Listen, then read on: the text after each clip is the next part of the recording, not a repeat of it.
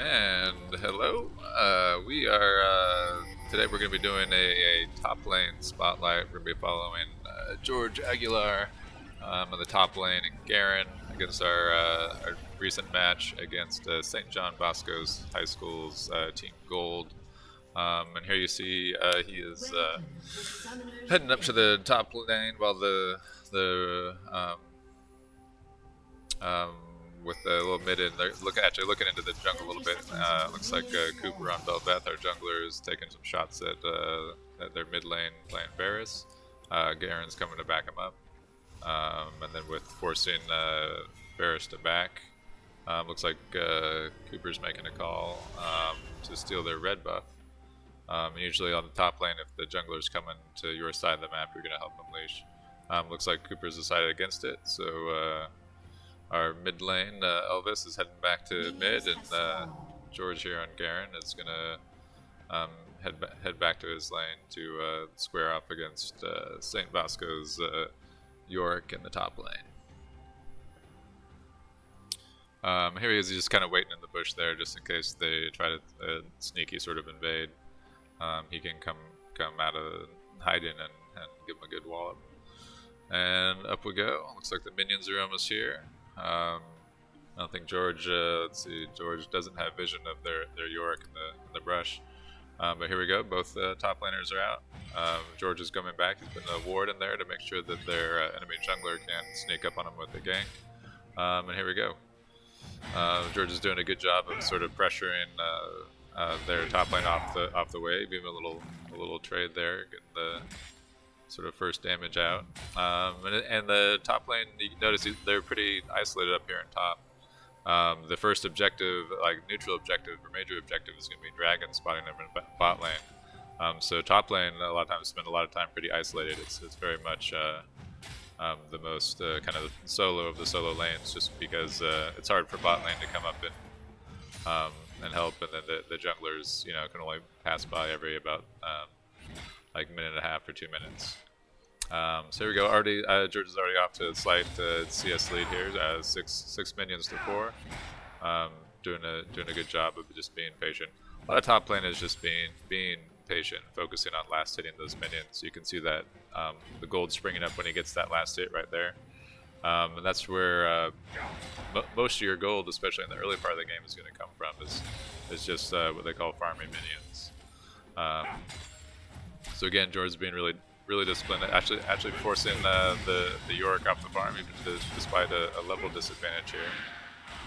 So he's done a good job there. Yorick has a couple little pets that he can throw at him, and now George is level 3 as well.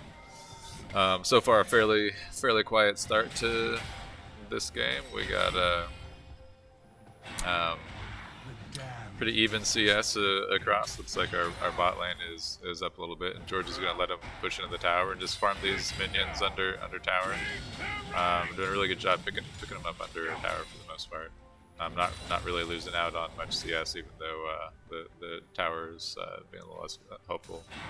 There you see Yorick's got some vision in there, but we have our jungler too. So again, this is what our vision looks like, what we can see. So Cooper put that ward over the wall and got a little glimpse of the enemy's jungle Jarvan. And then of course this is what red side's map looks like. So this is what they can see of us. So right now we have a little bit of better vision out on the map. Looks like their Yorick is going to teleport back in. He went back to base probably to buy something and sort of refresh. Here we'll bring up vision for both sides again. And now with that back, George has really kind of extended out his lead here. He has 28 CS to the other his lane opponent's 6 CS. So he's just going to have a lot more like gold to bring to the map. And you'll notice Yorick had to back because he was I guess he felt he was a little bit too low, and so but wasn't able to come back with very much. I think it looks like all I got was a long sword forward and burned his turret. And here George is really doing what we call trading, where he's putting a lot of damage on Yorick. And again, it's a big patience game. So he's gonna hopefully through several trades like that, he can sort of wear Yorick down to the point where he will be able to to kill him. You can do what's called an all-in, where you just go for broke and try to kill him. But of course, there York has his tower to walk back to. So especially in the early point of the game, when the towers are fairly nearby, it's usually pretty hard to get a kill right off the bat. Looks like we got our folks in the bot lane and jungler taking dragon. Lux is looking around down there.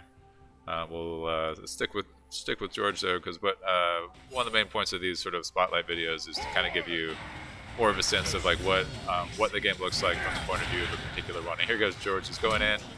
We got the flash from York. George has Ignite on him. He's going to pursue.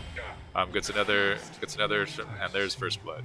Yep. So again, there's because of that trading and his patience, he let York push all the way up.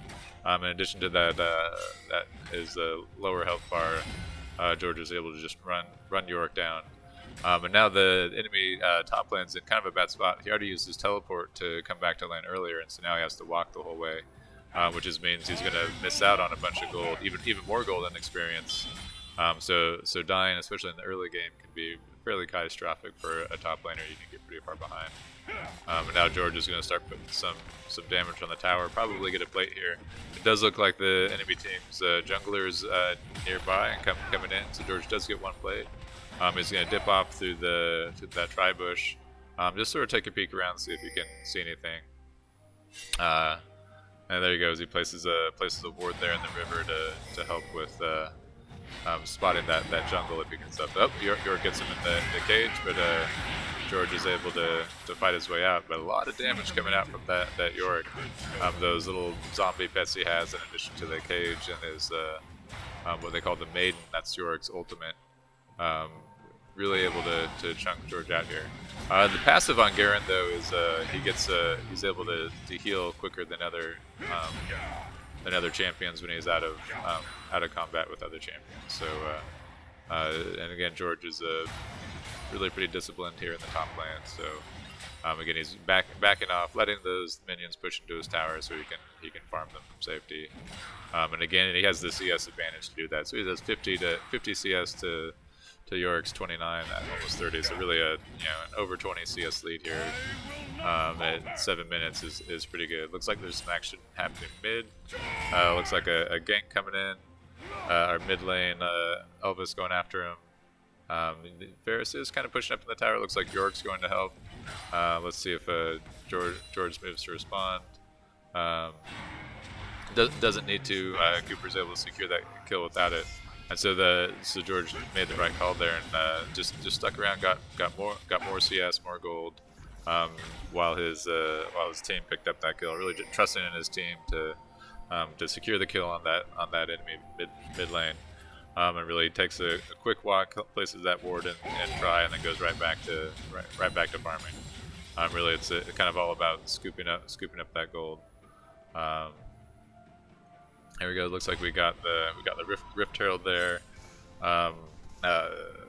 in the top lane river. George has pushed the minions to the tower, and he's gonna back here. Let's see what he comes out with. Yeah, he's got two red wards, so that's gonna help him remove enemy vision. In addition to providing vision for it own. They're also permanent wards. They do cost money, unlike the trinket wards. But they are worth every gold piece.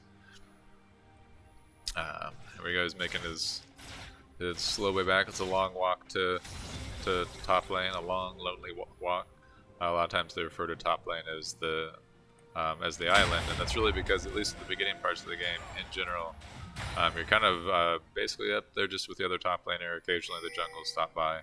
Sometimes you get a roam from mid, but it is a lot of just sort of a chess match with the other top laner. Here he goes again, just picking up that wave under tower. Doesn't really miss very many, so he's still in good shape. 70 to 40 on his CS lead. Of course, he's got the one kill, and here he goes after him again. York's able to catch him in the cage, return fire here. Looks like George is going to get chunked out, going to have to run away. Again, being really disciplined with this, not overextending on his trades. Really just sticking around when it's favorable. And again, he's going to use that. He can kind of afford to even have a few missteps because of Garen's passive that allows him to heal. Garen's other abilities, just while we're at it, is you have 4 abilities. Three of them are basic abilities on the Q, W, and E, and the last one on the R key is which you just used there. And with the ignite, he gets a second kill on that enemy top lane, and is able to return to farming. So Garen. So first you have his passive, and Garen's passive, as I already said, he just heals faster once he's been out of combat a while. You can see the little green light coming off his shoulder blades on his model. His Q is he gets an additional movement speed, and there he is. That red ward, like I said, is reveals the stealth ward, so he can go and destroy the stealth ward. Looks like Yorick's going to teleport back in here. Since the waves push up, there's not much to do. George is going to go looking around, see if he can find anything. Without anything else to do, it looks like he's going to head back into the lane and keep farming again. So his Q is a movement speed increase, so he'll go faster, and it's also an empowered auto attack. So the first champion or creature he hits, he does additional damage to, and that's when he does that big jump like tomahawk strike, right? And it also silences them, which means they won't be able to cast any of their spells. So Yorick gets him in the cage again. Garen's W again helps gives them what they call tenacity, which will help remove crowd controlled stuff, and it also increases his armor and magic resist. And then his E is you've seen him spin around in circles, where he just basically spins around in circles and hits minions. It also allows them to pass through minions, which sometimes can be an issue where they'll actually block champions from being able to get some. Looks like some unfortunate stuff happened in the bot lane there. Looks like their jungler just got a double kill in our bot lane. Again with a little roam there mid. But here he goes, George again, like out here on the island. Takes it to the Yorick, who has to flash away to survive.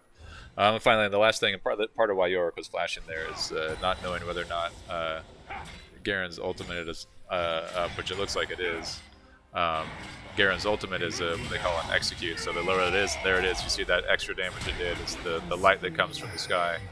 He didn't quite get the execute, but he was able to kill him anyway with the follow-up damage afterwards. So again, he did what's called a tower dive, where even though the tower is going to do a different additional damage to you and start targeting you if you attack the enemy champion, because he had poked him down earlier with his sort of repeated trades, he was able to kill Yorick under his own tower. Looks like with the cannon wave up, George is gonna base to buy, especially in bot and in bot lane and top lane, where you have a longer walk. Returning to base if you can when your minion waves have that extra cannon, that larger minion, what they call the cannon minion. It's a lot of times you want to try to time your backs for when that cannon wave is up. That way as the wave pushes, then we'll click forward to that. So you'll see the wave pushing here where the minions will kill each other. It just takes longer for them to chainsaw through that cannon minion, so it's a good time. So it's a good way to ensure that you'll be able to get back before the minions push into your tower and are killed, and you don't get any of that gold or experience. So far, pretty easy, even game as far as kills are. We have 7 kills, so they're 6. Looks like their mid lane and jungle are really kind of what they're calling carrying their team. George, of course, with the 3-0 lead over his lane opponent, doing a great job here. George has 105 minions, although their mid lane's actually doing a pretty good job. Their Varus has 116, so right now they look like the kind of the two to beat here as we head into kind of the middle stage of the game here, coming up on 15 minutes. Looks like there's some action happening in bot lane. Cooper's gone in down there, and again, I'm just looking off the mini map here. So that's sort of one of the tricks in League of Legends is as they're doing all the stuff here, doing what they call like the micro stuff of just like fighting your lane opponent, getting the last hit in, making sure you're not getting hit. you also have to be paying attention down here in the lower right-hand corner, looking at the mini-map, because here's where you're going to see if anyone's coming. So like right now we can see that their jungle and both their bot and like their ADC and support are bot, and that Varus is mid. So George knows that he can push up here into the tower and really put some pressure on York because there's no one coming. If we switch over here, and now like if we're looking at George's vision, this is what he can see. We have pretty good vision on that bot side, so he would have seen that Jarvan went into the jungle. He doesn't know where Jarvan is right now, so Jarvan could be backing, he could not. But we'll see. So yeah, right now Jarvan's clearing his chickens. Now with that wave pushed, George is gonna roam down mid. It looks like Cooper was calling for, our jungler was calling for the to take Rift Herald. So George is going to help him with that, starting it off. Cooper's going to step. You can see that purple eye that sometimes appears on the Rift Herald, and when you hit that eye or hit Rift Herald from that direction, you do an additional burst of damage to it. So it's good to makes it easier if you have two people. It looks like that's our second Rift Herald. So here we are. Cooper grabs the Eye of the Herald. George drops another red ward to kind of keep that vision straight. Arrives back at tower for this, and now with the 2-level lead, he's just going to go in on York. Starts off with his Q, and there's that ultimate I told you about.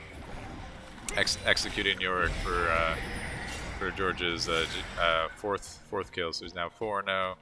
They have the Rift Herald out, and they're going to push in toward this top lane tower.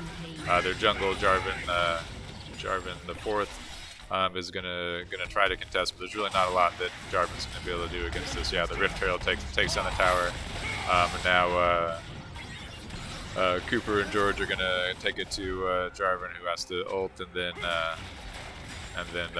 dash out of the ult to try to get away. Looks like we might get a second tower out of this.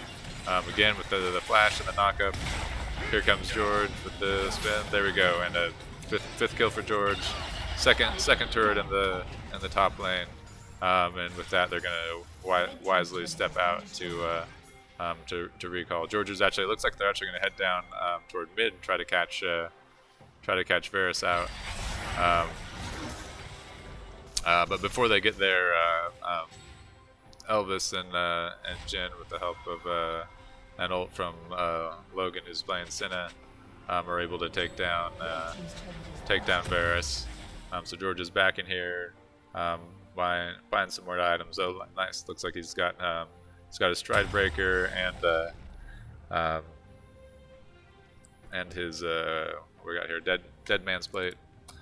So he's become fairly tanky now, and is also able to slow the enemy. So while the rest of the team is sort of pushing, you can see we're sort of grouping there in that mid section of the map. George is heading back to top lane, and this is sort of a technique they call split pushing, and it's what a lot of top laners, or at least a lot of the sorts of champions that people pick top a lot of times are ones that are good at what they call split pushing, where they can stay alone in the side lane while the rest of the team do something else. It looks like we're starting up for a team fight here. We already have two Bearcats down. There's a third. George got there a little late. Looks like with some of the damage from John there and Jin, it looked like George might have been able to get something. So now he's gonna see what he can get. He's gonna hang out here. And again, he can't really commit to anything because that is their whole team. So even as ahead as he is, it would be ill-advised. Now the red team's heading up mid, trying to chase down George. You can see that red trail behind George's Garen, and that's from the dead man's plate. So it gives you a movement speed bonus when you've been out of combat for a while. And so once you hit someone, that your first attack will do additional damage. You heard that bang when he hit it. So it takes that movement speed buff off. But it doesn't take long to get it back. So here he has it again, and again, real discipline, not forcing any fights. He saw the enemy team backing, and so now he's just headed back top to pick up that wave, increases his gold experience, and lead even more. Here we go. The York teleporting forward to the minions. Looks like George isn't committed, and part of that is he doesn't know where the rest of the team is. So this is George's view, so he couldn't really see where the rest of the team was. So he wisely stepped out until he was fairly certain he knew where everyone was, and then he's just going to come back at York. So now that he's fairly confident that York is by himself, there he goes. We got there's the ult coming out, and he picks off York again and can extend his lead here. So now we're in a situation where the enemy's top lane can't handle George on his own, so George is really able to take his lead and shove it into base. So even though their mid is having some success, you can see a lot of kills coming out with getting a triple kill on that Varus. George is able to draw a lot of pressure from the enemy by pushing that top lane. And here he goes looking for Varus. George coming in, little stutter step. He sees the rest of the team there, not willing to risk it. But he did let them get a little bit away from Elvis, but they might catch him after all. And here is Varus comes across, looking for our Vex. George trying him, but Varus able to get away. Here he's looping back around toward top. They're chasing Elvis. Garen's there to stop the dive. And here he goes back to see if he can find something. Again, doing a really great job laying down like vision and making sure he knows where the enemy is before he commits to any course of action. Here he is, sort of making sure he's got more of those red wards. Yeah, and that's one of the things a lot of good top lane players will do. Is because they are so isolated, they vision is very important for them. So they need to know when a roam is coming out or when that jungler is coming in for a gank. So you really can't afford to be caught out and killed. So that investment in red wards and making sure to lay down vision is a really smart move on George's part. And here again, he's we've got vision of really just their bot lane and top. So again, George not forcing the issue. Kind of wait until he knows where the enemy is before he goes in.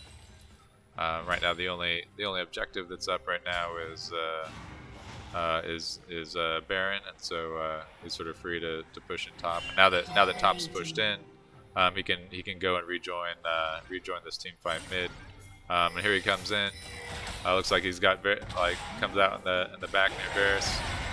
Really looking for that Varus. Varus is the one they got to get, and he does. He got the shutdown on Varus. Now they're free to kill Jarvan. Elvis got that kill on Jarvan. Now he's going to pursue. Gets a shot on Samira, and doesn't need to push it, so he comes back for the wave. He sees that Samira there. They're going to get the mid lane tier 2 tower, and instead of sieging here, they've got that York pushing. That's when the trick. York is actually a really good split pusher and can shove towers because of his pets and his ultimate, which is the Maiden of the Mist.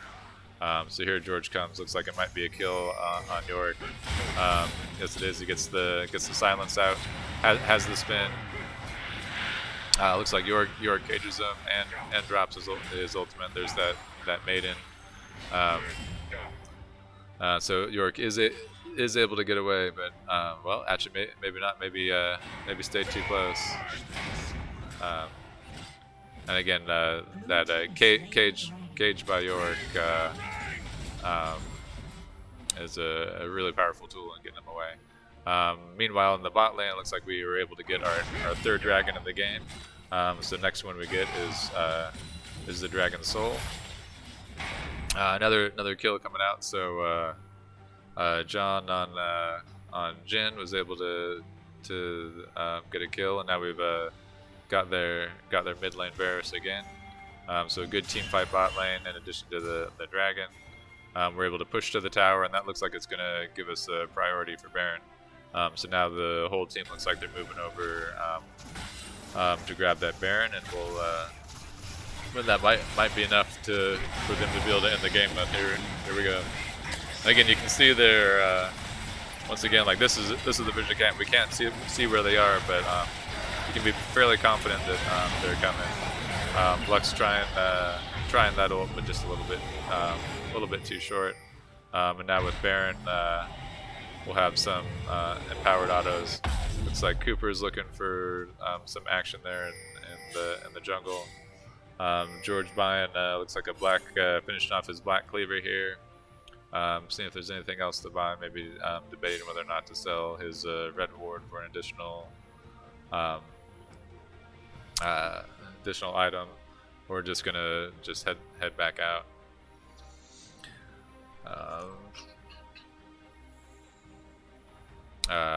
Meanwhile, we got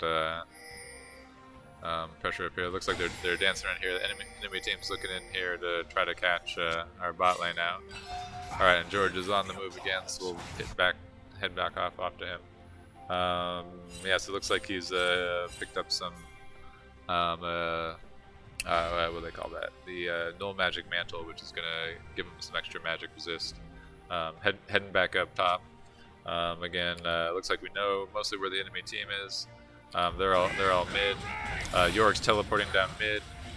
George doesn't have that teleport, so he's gonna have to run there to join that team fight. Thankfully, he's not too far away. But let's skip forward. So here he is. He's coming in here. You can see him coming in that upper right part. We'll click back on him. And here he comes. Dancing around that outside, trying not to get cut out. Looks like Varus got separated from the pack. We're able to pick off Varus in the jungle. And here we go. George leading the way, charging down mid here, seeing if they can catch Lux is able to snare him. Still pushing in mid here. 30 seconds until Varus is up. You can see their death timers up here. And so here we go with the nice push into their base. Of course, we have the Baron buffs. You'll notice all of now our cannon minion can fire from way back. Ooh, nice little spy. Senna. George gets another kill off that. John with his ult picks off another one. Garen flashes for that kill, but Lux is able to get away. So George wisely pulls back. Again, he's zoning them off so our team can take turrets, inhibitors. Varus is back up, but two of their members are down. Varus is a fairly significant threat, but George here is 8-0 coming into this. And again, this is what more or less just call a siege, where we're going to protect those purple minions as they take down the enemy tower. There we go. First of the two Nexus towers. Cooper's taken another inhibitor to bring additional folks in. He's got his little Zerglings as Belbath, so we have a lot of pets, a lot of minions coming in. Probably too much for the St. John's to take. Here we go, Garen. George coming in. They're trying to stop him here. Can they? Oh, George is able to get away with that ult. Jin's able to, because they were focusing George. The rest of our team was able to do it. And there's the Nexus. 28-40. There's our victory, and again, an excellent job by George Aguilar in the top lane on Garen. 8-0 overall and 197 CS, so pretty good showing. And just a great job, just trusting the team to do their job and doing his job in the top lane. That's it. Hope you enjoyed, and thanks for watching. Check out our channel for more high school League of Legends action.